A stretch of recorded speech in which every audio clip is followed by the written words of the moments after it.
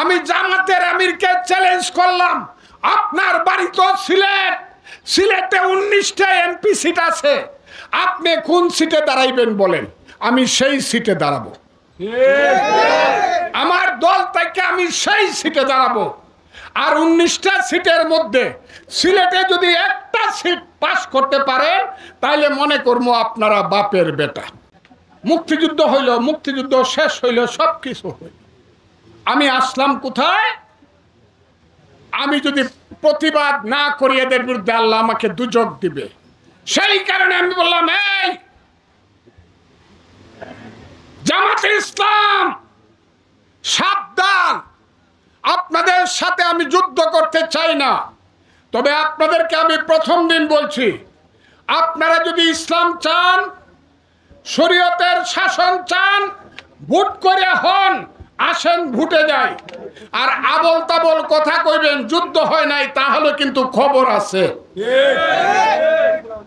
পরের দিন যখন জামাতে ইসলাম পত্রিকাতে লেখলো যে এই দেশে কোনো যুদ্ধ হয় নাই, যারা যারা যুদ্ধ করছে তার বেশিরভাগ নাকি হিন্দু, ইন্ডিয়ার থেকে যুদ্ধ করছে, অস্ত্র নিয়ে যারা যুদ্ধ করছো তারা মাপ চাও আল্লাহর কাছে। সেই দিন আমি বলছি, এই আলবদরের বাচ্চারা, রাজাকারের বাচ্চারা এখনো কিন্তু জীবিত আছি রে। সেই দিন বলছি আমি কি এমনি জামাতের সাথে ঝগড়ায় গেছি? আমি কি ঝগড়া করার মানুষ নাকি? যখন দেখছি মুক্তিযুদ্ধ রাখবে না, যখন দেখছি মুক্তিযুদ্ধকে কবর দিয়ে যাবে, যখন দেখছি 30 লক্ষ মানুষের রক্ত এদেশে বিতা যাবে, যখন দেখছি 2 লক্ষ মা বোনের ইজ্জত এদেশে অসহায়ভাবে যাবে, তখন আমি মনে করেছি না, আমি ছাড়বো না, আমি তাদেরকে ছাড়বো না যারা মুক্তিযুদ্ধকে অস্বীকার করে।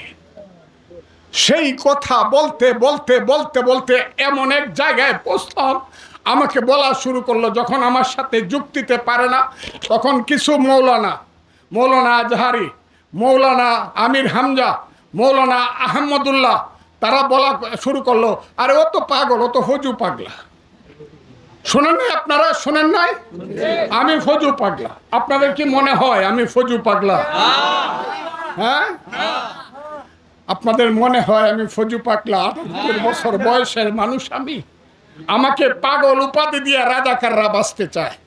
আমি বললাম, হে, শুধু আলবদরের রাজাকারের বাচ্চারা ছাড়া কিন্তু আমাকে কেউ ফজু পাগলা বাংলাদেশে বলে না।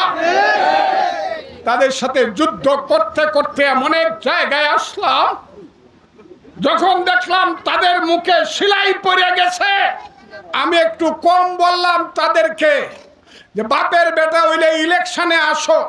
আমি জামাতের আমিরকে চ্যালেঞ্জ করলাম, আপনার বাড়ি তো সিলেট, সিলেটে 19টা এমপি সিট আছে, আপনি কোন সিটে দাঁড়াইবেন বলেন, আমি সেই সিটে দাঁড়াবো। আমার দল থেকে আমি সেই সিটে দাঁড়াবো। আর 19টা সিটের মধ্যে সিলেটে যদি একটা সিট পাস করতে পারেন তাহলে মনে করবো আপনারা বাপের বেটা।